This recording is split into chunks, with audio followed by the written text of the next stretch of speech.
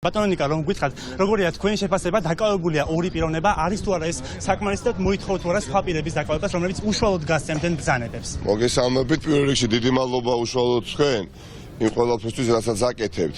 არ არის მარტივი გეჭიროთ იმ ტელევიზიის მიკროფონი ხელში, რომელიც ემსახურება სიმართლეს და გიწევთ ყველაზე რთულ შეიძლება ითქვას ქართული ოცნებისთვის სანერვიულო ოლქში მუშაობა და ნამდვილად როგორც მოქალაქე ვაფასებ ამ ყველაფერს და გინდა გისურვოთ გამძლეობა და მხნეობა. რაც შეეხება მომხდარს, ხომ ეს ყველაფერი რაც კი აქ მოხდა და რაც ჩაიდინა ქართულმა ოცნებამ, როდესაც ძალდატანებით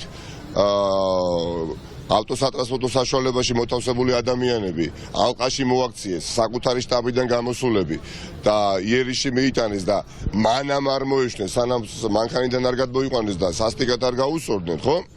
ეს ყველაფერი მიუთითებს რაზე, რომ ხელისუფლებამ დაკარგა პოლიტიკური იმედი, რომ შეიძლება ამორჩეველი პოლიტიკურად მოიმხროს.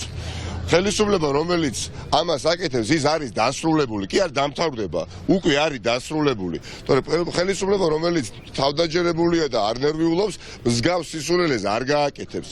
არ მიკვის, როდესაც საკრებულოს თავმჯდომარე ამაში ჩადის, იმიტომ რომ ეს საკრებულოს თავმჯდომარე არის უბრალოდ ფორმალურად, თორე ჩვეულებრივი ზონდერია ეს ბატონი, ხო?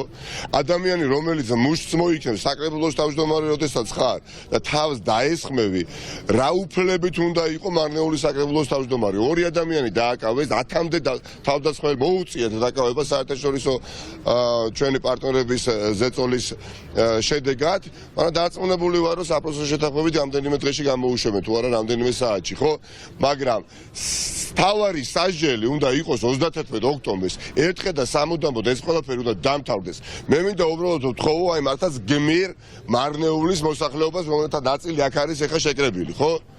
ძალიან რთული არის, არ არის ადვილი, იყო იმ ბრძოლაში, სადაც პოლიტიკური ოპონენტი კი არა ყავს, ბატონო მოწინააღმდეგე, პროკურორიც ყავს მოწინააღმდეგეც, პოლიციელიც ყავს, ზონდერიც ყავს და ასე შემდეგ. მაგრამ რატო არის ეს ხალხი გაუტეხელი?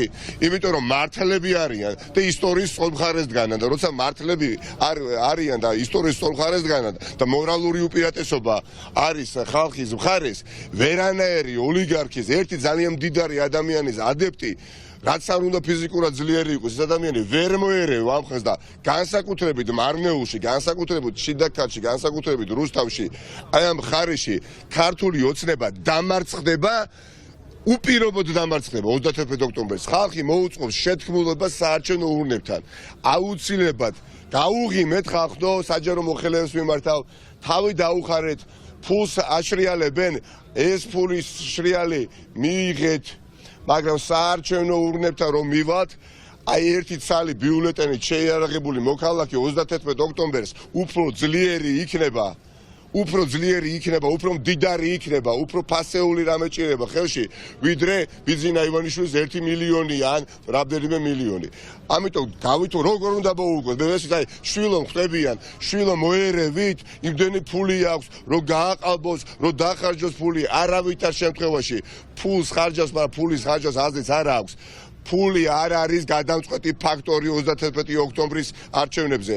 ეს არ არის აწყოს არჩევნები, ეს არის მომავლის არჩევნები და მომავალს ვერ წაართვეს მილიარდერი ივანიშვილი ამ ქვეყანას. რაც არ უნდა დაგვარტყათ, რაც არ უნდა თავს დაგვესხათ, ხომ? საკადრის პასუხს მიიღებთ 31 ოქტომბერს. გამორიცხული ამბავია, ფაშად აქ ვერავინ და მეფედ ვერ დარჩება მესამე ვადით ქვეყანაში.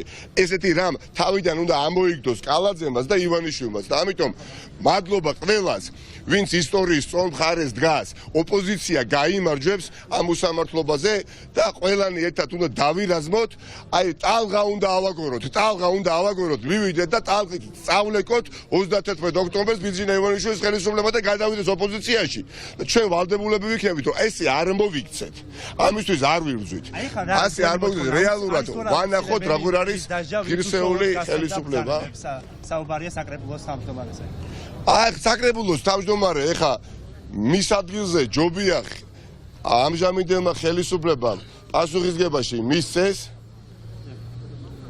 რატო იცით? იმიტომ რომ შემდეგი ხელისუფლება, ხო, ოპოზიცია დარწმუნებული ვარ პირუთვნელი ობიექტური სასამართლოს პირობებში ახლა თქვენ წარმოგიდგენთ ხელისუფლებაში არის ახლა საქმეები რომელიც რო არ გამოიძიო უბრალოდ ამას არავინ არ გაპატიებს ხო?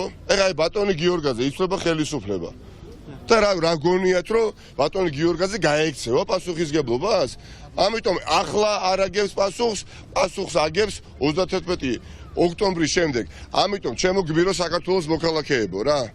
ძალიან გთხოვთ რწმენაში გავძლიერდეთ და იცოდეთ რომ თქვენ უნდა დაამარცხოთ მილიარდერი ივანიშვილი. ამაზე დიდი პატივი ერთმა რიგითმა მოქალაქემ დაამარცხოს 31 ოქტომბერს მილიარდერი ადამიანი, ყველაზე დიდარი ადამიანი, ყველაზე ღარიბმა ადამიანმა სიმბოლურად არ არსებობს და ეს პატივი 31 ოქტომბერს ექნება ყველა საქართველოს მოქალაქეს. დიდი მადლობა.